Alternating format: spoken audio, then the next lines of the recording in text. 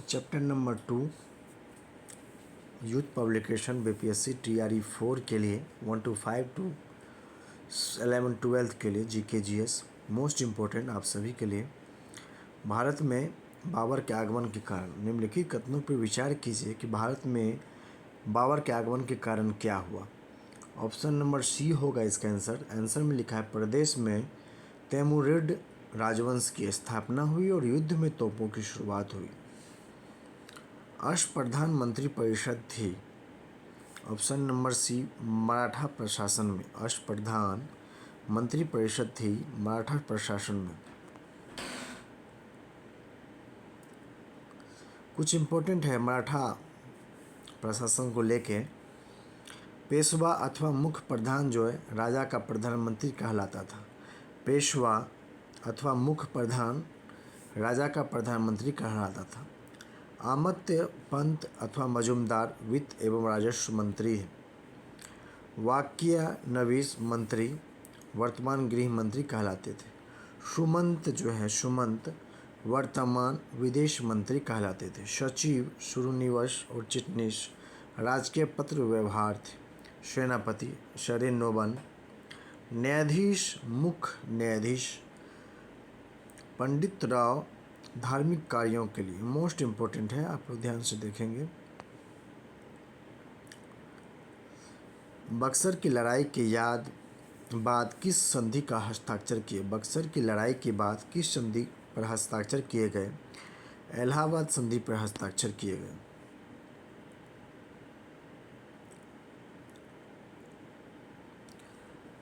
Dutch east India company ने किस वर्ष पटना में अपना कारखाना स्थापित किया। डच ईस्ट इंडिया कंपनी ने किस वर्ष पटना में अपना कारखाना स्थापित किया। 1632 में। आप लोग को अगर स्पीड में पढ़ना है तो यूट्यूब में नियम है, आप लोग वहाँ जाकर स्पीड को बढ़ा लेंगे।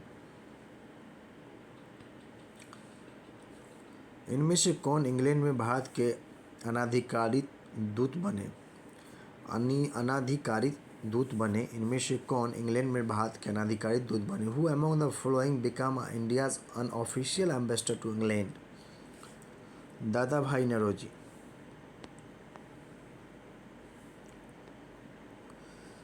अठारह के भारतीय उत्प्रवास अधिनियम ने निर्धारित किया था कि 1859 के भारतीय उत्प्रवास अधिनियम ने निर्धारित किया था कि बागान श्रमिकों को बिना अनुमति के चाय बागान छोड़ने की अनुमति नहीं दी थी। Option number A.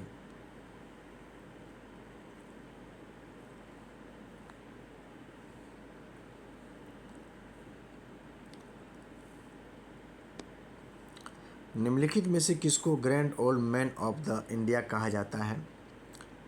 आप लोग अच्छे से जानते होंगे दादा भाई नौरोजी को।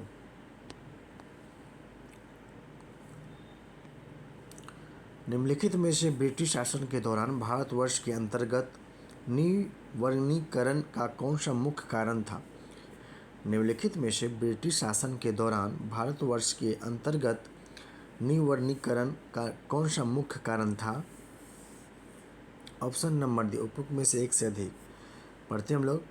रेलवे के मार्गों पर तख्तों स्लीपर की मांग को पूरा करना तथा शाही नौसेना के लिए इमारती लकड़ी की आपूर्ति करना। नियोजित वनों की मांग को पूरा करना तथा चाय एवं कॉफ़ी का वृक्षारोपण करना।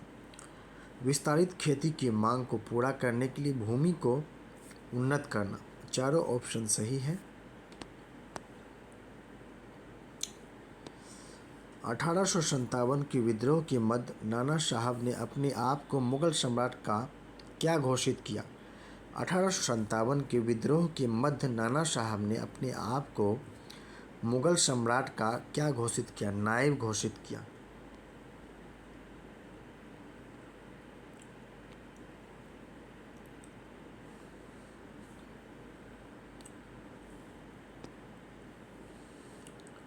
निम्नलिखित में से किस तिथि को रानी विक्टोरिया की उद्घोषणा जारी हुई।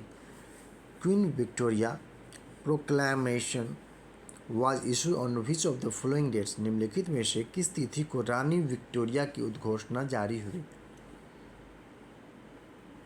1 नवंबर 1858। मीन्स जो भी आप पढ़ते हैं, मीन्स 2 या 3 पेज आप लोग पढ़ें, जैसे ही आप याद करते हैं उसके बाद पढ़ने के बाद आँख को बंद कर लेना है। उसके बाद मेमोराइज़ करना है कि आपने पढ़ा क्या है, तो फिर वह परमानेंट मेमोरी में चल जाएगा, लॉन्ग टाइम के लिए याद रहेगा। ऐसा करेंगे आप लोग फॉलो। निम्नलिखित में से किसने रानी लक्ष्मीबाई को ग्वालियर पर अधिकार करने में सहायता दी? निम्नलिखित में से किसने रानी लक्ष्मीबाई को ग्वालियर पर अधिकार करने की सहायता दी? अफ़गानों ने सहायता दी। रानी लक्ष्मीबाई ने एक लेटर लिखा अफ़गानों को, उसमें राखी भी भेजा कि बुरे कंडीशन में मेरा साथ दो मेरे भाई। तो अफ़गानों ने रानी लक्ष्मीबाई का साथ दिया युद्ध में।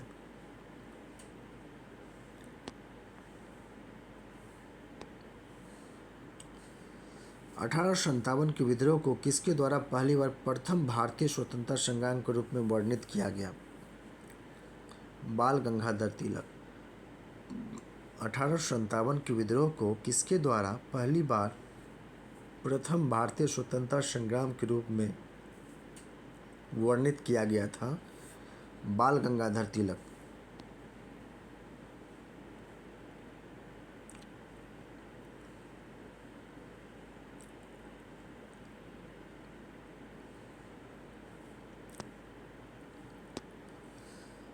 अठारह के विद्रोह की विफलता के निम्नलिखित में से कौन से कारण थे?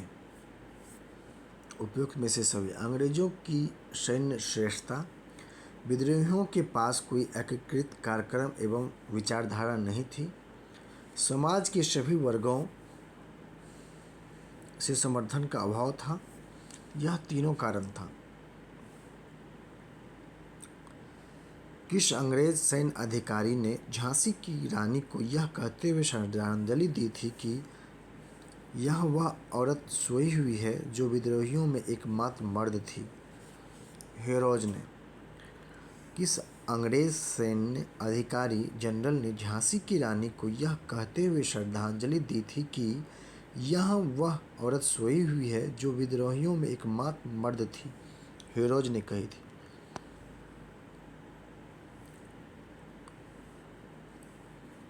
किसने कर की नई व्यवस्था के विरुद्ध शोषणकारी शक्तियों का विरोध किया?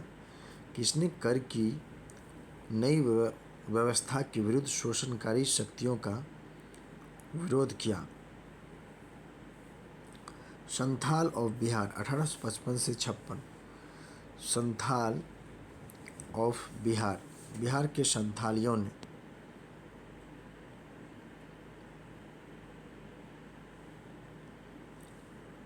किसके नेतृत्व में संथाल विद्रोह 1855 से 56 हुआ?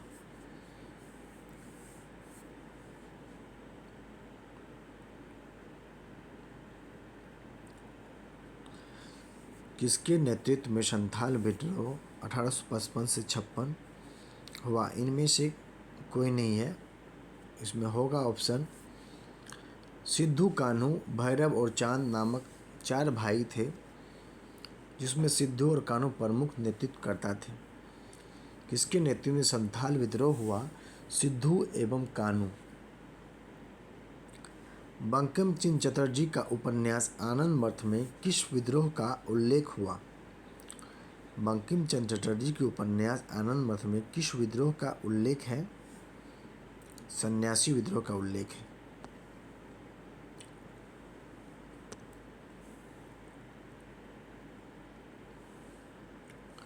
बंकिम चंद्र चट्टोपाध्याय के आनंद मठ में किस विद्रोह का उल्लेख है? सन्यासी विद्रोह का उल्लेख है। बंकिम चंद्र चट्टोपाध्याय के आनंद मठ में किस विद्रोह का उल्लेख है? सन्यासी विद्रोह का। बंकिम चंद्र चटर्जी के उपन्यास आनंद मठ प्रकाशित किया गया था 1882 में। बंकिम चंद्र चटर्जी के उपन्यास आनंद मठ प्रकाशित किया गया था 1882 में। आप लोग स्पीड को बढ़ाकर पढ़ेंगे। मोस्ट इम्पोर्टेंट हम लोग क्वेश्चन को देख लिए हैं। आप सभी से मेरी रिक्वेस्ट होगी, बीपीएससी टीआरई 5 to 11 12 के लिए जीके जीएस मोस्ट इम्पोर्टेंट है। आप लोग इसे पढ़ें और अपने स्पीड को बढ़ा लें। यूट्यूब पे ऊपर में राइट साइड में 3 लाइन है, उसको जब दबाएंगे तो प्लेबैक स्पीड है, उसको जाकर 1 to 5 करके आप पढ़ सकते हैं। या ध्यान से जो समझेंगे, ध्यान से इसको पढ़ेंगे, समझेंगे। पढ़ने के बाद आप लोग मेमोराइज करेंगे इस क्वेश्चंस को, मोस्ट इम्पोर्टेंट है। अगर इस चैनल पर नए हैं तो चैनल को सब्सक्राइब कर लेंगे। कंटिन्यू बीपीएससी टीआरई 4 के लिए इस पे वीडियो डाला जाएगा। मोस्ट इम्पोर्टेंट मैथ्स का भी वीडियो आने वाला है, जीके जीएस का भी स्टार्ट है। आप लोग इसको फॉलोअप करें। इस वीडियो को ज़्यादा से ज़्यादा आप लोग शेयर कर दें। मिलते हैं हम लोग नेक्स्ट वीडियो में मोस्ट इम्पोर्टेंट के साथ। Thank you so much.